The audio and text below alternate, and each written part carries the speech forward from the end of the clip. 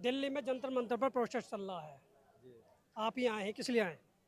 मैं भारत के भविष्य को लेकर यहाँ आया हूँ क्योंकि मैं चिंतित हूँ कि क्योंकि जो भारत का युवा है, जो आने वाला भविष्य है, उसके साथ धोखाधड़ी और जो पेपर लीक हो रहे हैं, इस मुद्दे पर मैं यहाँ आया हुआ हूँ।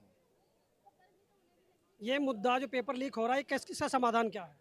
इसका समाधान ये है कि इस सत्ता को जो केंद्र में है, इसको जड़ से उखाड़ फेंकना है। इसका स्थायी समाधान होगा, ना कि धर्मेंद्र प्रधान के इस्तीफे से। धर्मेंद्र प्रधान का इस्तीफा मांगा जा रहा है। आप कह रहे हैं कि सत्ता को उखाड़ फेंकने से ही इसका समाधान होगा। अरे सत्ता भैया, एक चोर आज चला जाएगा, दूसरा चोर लाइन में खड़ा है, कहाँ से समाधान हो जाएगा इस चीज का? क्या धर्मेंद्र एक चोर चला जाएगा, दूसरा चोर लाइन में है, तीसरा चोर पीछे खड़ा। सारे के सारे चोरों की लाइन लगी बैठी है। उधर से चंदा चोर, मंदिर में से 2000 करोड़ का चंदा चोरी हो गया। अबे भैया, क्या होगा ये? चोरों की सरकार है। इस सरकार को जड़ से उखाड़ फेंकना ही इस देश का समाधान होगा। कौन सी पार्टी ऐसी जिस पर भरोसा किया जा सकता है?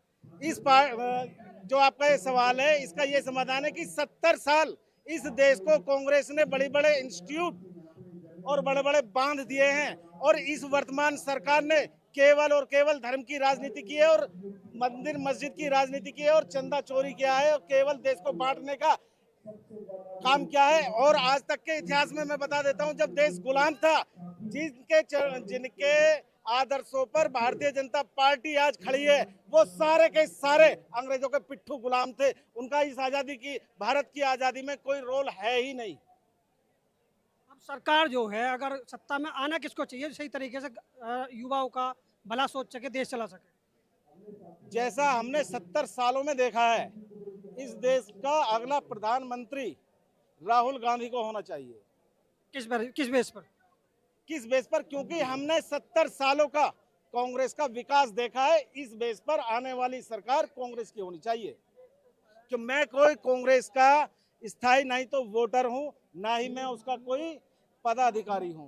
केवल मैं इस बात को कह रहा हूं क्योंकि हमने 70 सालों में कांग्रेस का विकास देखा, और इन चोरों ने जो आज सत्ता में बैठे हुए हैं, इन्होंने केवल उसकी बुराई कर करके हमारे कानों में, आसपास के जितने भी बूढ़े बुजुर्ग हैं, उन्होंने ये सुना होगा कि कांग्रेस ने 70 साल इस देश को लूटा है। आरएसएस के हर कार्यकर्ता ने ये बात देश के हर नागरिक के कान में जाकर कही है कि 70 साल देश को लूटा है। अभी तो कितने साल हुए? 15 साल ना हुए, इन्होंने तो 2000 करोड़ का चंदा ही चुरा लिया।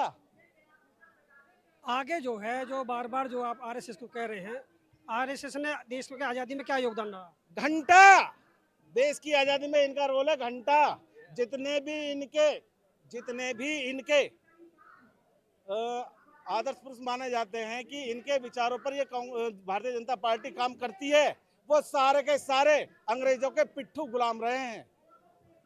आज का देश अगर युवाओं के हाथ में चला तो कैसा रहेगा? आज का देश यदि युवाओं के हाथों में जाता है तो हम अमेरिका से आगे बढ़ने का काम करेंगे। और जो इन्हीं पुरानी पार्टियों के हाथ में रहता है तो यदि पुरानी पार्टी के हाथ में रहेगा तो आने वाले समय में जो वर्तमान भारत है, इससे भी पीछे जाने का काम करेगा। क्योंकि जब भी किसी भी देश में यदि सत्ता युवाओं के हाथ में आती है तो वो देश आगे बढ़ने का काम करता है, ना कि पीछे बढ़ने का। अच्छा, देखा जा रहा है कि भारत में ज्यादातर धर्म की राजनीति ज्यादा, इसमें आपका क्या कहना है? भारत में धर्म और जाति की राजनीति है, ये आज के युवा को सोचना पड़ेगा। क्योंकि भारत का संविधान और संविधान की उद्देशिका में हमारी गिनती हम भारत के लोगों से शुरू होती है, ना कि हिंदू, मुस्लिम, सिख, ईसाई, बौद्ध, पारसी से।